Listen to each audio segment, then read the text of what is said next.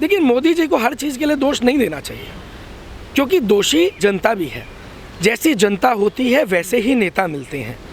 और रही बात डॉलर की, अभी तो कुछ भी नहीं है, अभी कुछ भी नहीं है। आप रघुराम राजन जी की स्टेटमेंट को पढ़िए। रुपया जो है अभी 90 के स्तर को भी छू सकता है और 100 को भी पार हो सकता है। भारतीय जनता पार्टी के एक अंधभक्त से मेरी मुलाकात हुई पिछले दिनों में। मैंने उसको बोला कि भैया डॉलर 80 पहुंच गया।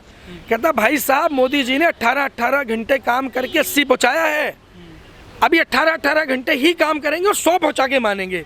उस बेवकूफ़ को ये भी नहीं मालूम कि जब डॉलर की कीमत बढ़ती है तो देश को नुकसान होता है। ये स्तर है देश के उन अंधभक्तों का जो मोदी जी के पीछे आंख बंद करके उनके चरण धो के पी रहे हैं। देखिए, सबसे बड़ी पार्टी आप कह रहे हैं, कौन सी इंडस्ट्री चलाती है भारतीय जनता पार्टी? जो सबसे बड़ी पार्टी है, जितना पैसा भारतीय जनता पार्टी के पास अकाउंटेड पैसा है, उससे कई गुना ज़्यादा अनअकाउंटेड पैसा भारतीय जनता पार्टी और बाकी पार्टियों के नेताओं के घरों में मौजूद है। एक तरफ देश का गरीब अपने बच्चे को दूध नहीं पिला पा रहा, बच्चे को खाना नहीं खिला पा रहा, गरीब अपनी दिहाड़ी में अपना खर्चा नहीं चला पा रहा, दूसरी ओर वो नेता उन नोटों की गड्डियां बिछाकर सोते हैं। लेकिन सर, कुछ लोग ये भी कह रहे हैं कि खाने की चीज़ों पे जो टैक्स बढ़ा दिया है, यदि टैक्स नहीं आएगा तो देश में विकास कैसे होगा? देखिए, टैक्स नहीं आएगा तो विकास कैसे होगा, इसके लिए आपको चाणक्य नीति को पढ़ना बहुत ज़रूरी है। हम गुरु चाणक्य के शिष्य हैं।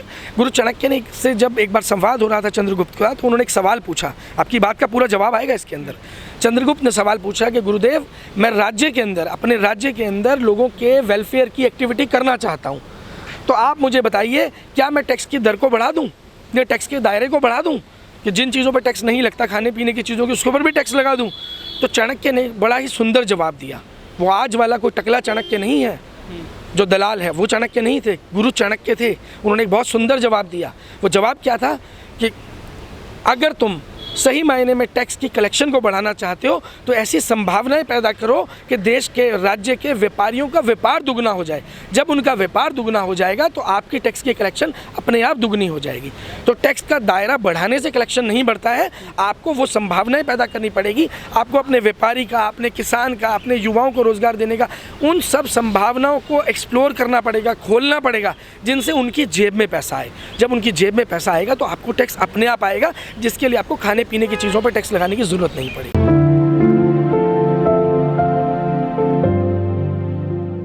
सरकार ने खाने पीने की चीज़ों पे टैक्स लगा दिया, लोग विरोध कर रहे हैं।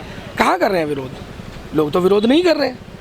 अभी तो विरोध तब तक शुरू नहीं होगा जब तक भारत में श्रीलंका जैसे हालात नहीं हो जाएंगे, जब तक लोग अपने बच्चों को 12 बजे तक सुलाना नहीं शुरू कर देंगे कि उनको नाश्ते के लिए पैसे नहीं बचेंगे लोगों की जेब में, तब विरोध शुरू होगा। अभी विरोध कहाँ है? अभी तो सब कुछ नरेंद्र मोदी जी के हाथ में है।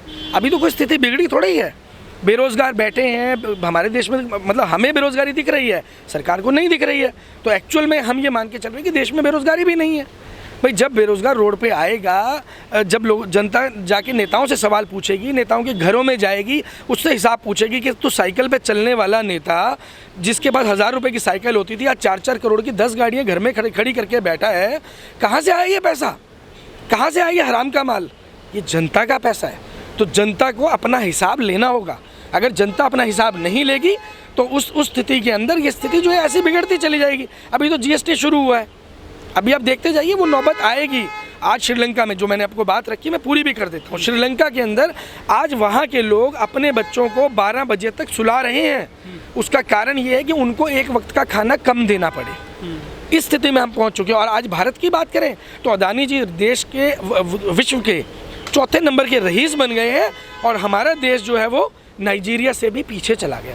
सर, जो अडानी हैं उन्होंने जो है SBI से 14,000 करोड़ रुपए की डिमांड करी है, जबकि देश में बहुत सारे प्राइवेट बैंक भी हैं। सरकारी बैंकों को क्यों निशाने पर लिए हुए हैं अडानी साहब? देखिए, इसमें ना आपको तर्क को समझना होगा।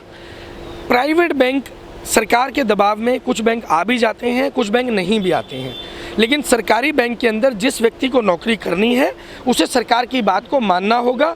उसे सरकार के जो मित्र हैं, जिनको मित्रों के नाम कैसे कह के संबोधित किया जाता है, उनको पैसा देना ही होगा। और अभी तो ये मांग की है, ये मांग नहीं है, ये आदेश है। अदानी जी का आदेश है SBI को कि आप पैसा दीजिए, और पैसा आपको देना ही पड़ेगा। SBI मना नहीं कर पाएगा, मैं आपको साफ बता रहा हूँ। लेकिन ये प्राइवेट बैंकों में क्यों नहीं जाते हैं लोन लेने के लिए? देखिए, प्राइवेट बैंक को आदेश नहीं दे सकते। अभी कुछ लोग थे ऐसे जिन्होंने मिली भगत करके पैसा लिया, लेकिन आज की तारीख के अंदर वहाँ अकाउंटेबिलिटी है, हिसाब पूछा जाता है, हर स्तर के ऊपर सवाल पूछे जाते हैं। सरकारी बैंक जो सिस्टम है वो चलता है सरकार के आदेश से।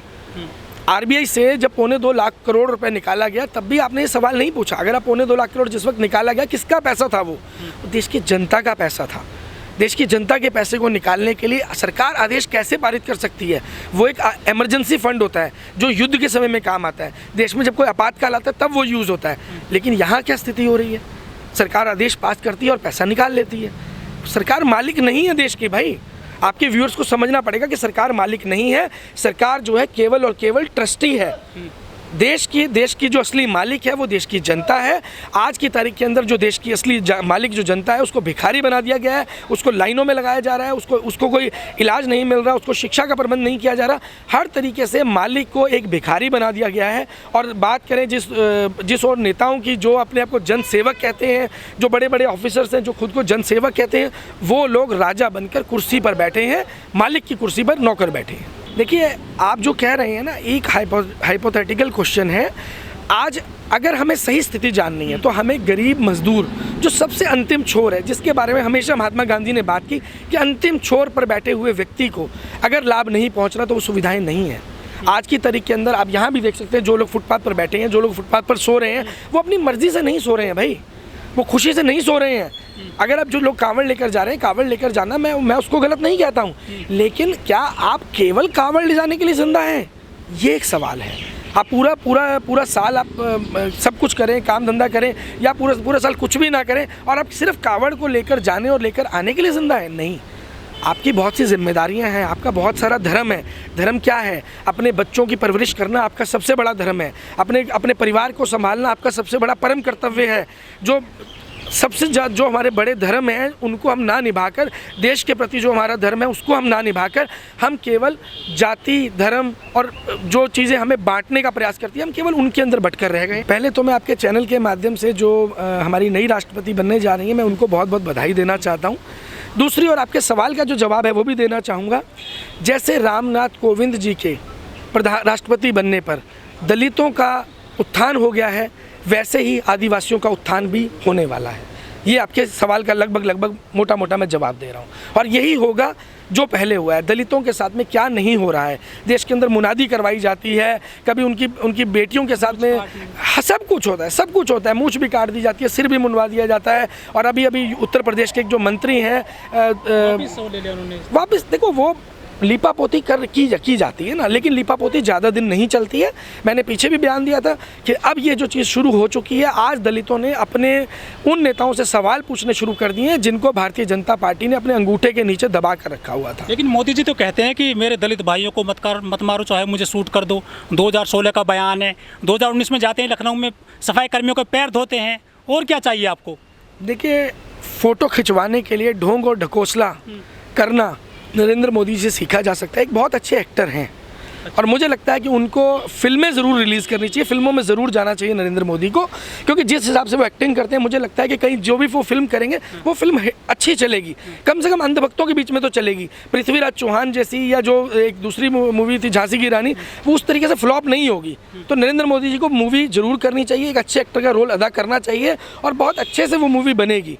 लेकिन अगर आप असलियत की बात करें, दलितों की बात कर रहे हैं, आज की तारीख में बताता हूँ, मैं केवल नरेंद्र मोदी की बात नहीं कर रहा हूँ, देश के जितने भी नेता हैं दलितों के घर खाना खाने जाते हैं, उन दलितों से पूछिए, उनके घर खाना 5 स्टार होटलों से पैक होकर आता है। तो दलित जितने भी जनप्रतिनिधि हैं सबसे ज़्यादा बीजेपी में हैं। अगर उनका अपमान हो रहा है, उनको वहाँ पर सही से सम्मान नहीं मिल रहा है, तो फिर वो बीजेपी में घुसे क्यों हुए हैं वो?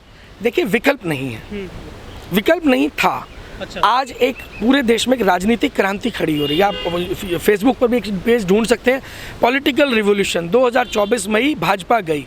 तो इस रिवॉल्यूशन के तहत आप पेज पर देखेंगे जाकर के तो बहुत सारे लोग आपको मिलेंगे जो एक और इस रिवॉल्यूशन को खड़ा करने में लग गए हैं। पूरे देश में एक मुहिम चल रही है, गर्व से कहो हम भारतीय हैं, ना हम हिंदू हैं, ना मुसलमान हैं, ना सिख हैं, ना ईसाई हैं, हम सब केवल और केवल भारतीय हैं, क्योंकि हमारे देश के संविधान ने हमें भारतीय बनाया है। आखिरी सवाल सर आपसे, बीजेपी का जो हिंदू कार्ड है, धर्म की जो राजनीति करती है बीजेपी, उसकी कार्ड क्या है विपक्ष के पास में, पूरी जनता के पास में? जो धर्म की राजनीति आप चला रहे हैं उसकी काट केवल भारतीयता है, केवल भारतीयता। क्योंकि जब आप देश को एकता के सूत्र में पिरोएंगे तो एकता के सूत्र में पिरोने का केवल एक ही तरीका है, भारतीयता। और भारतीय नहीं है सारी जनता देश की? देखिए, भारतीय एक देश के मुताबिक धर्म की काट क्या है सर जो बीजेपी जिस पे काम कर रही है? देखिए, धर्म के आधार पे बांटा जा रहा है। आज आप विदेश जाते हैं, आपके बहुत से मित्र जाते होंगे, जो विदेश जाते हैं वहाँ जाकर एक तमिलनाडु का एक व्यक्ति होता है, एक नॉर्थ इंडिया के सरदार जी होते हैं, आपस में लैंग्वेज नहीं बात कर पा रहे होते, लेकिन बात कैसे करते हैं? You are Indian, I am Indian. वहाँ जाके हम भारतीय बन जाते हैं, लेकिन जब वापस आकर एयरपोर्ट पे भारत में उतरते हैं तो हम अलग अलग जाति में बढ़ जाते हैं। कैसे एकजुट होंगे फिर ये? एकजुट होंगे, जो गर्व से को हम भारतीय है कि जो मुहिम हम चला रहे हैं। आज आप देखेंगे तो गुजरात के अंदर बहुत से स्कूलों के हज़ारों बच्चे, कॉलेजों के हज़ारों बच्चे, जो व्यापारी हैं वो सब मिलकर, पूरे के पूरे बाज़ार मिलकर भारतीयता की शपथ ले रहे हैं। पूरे देश को एकजुट करने का प्रयास हम लोग कर रहे हैं।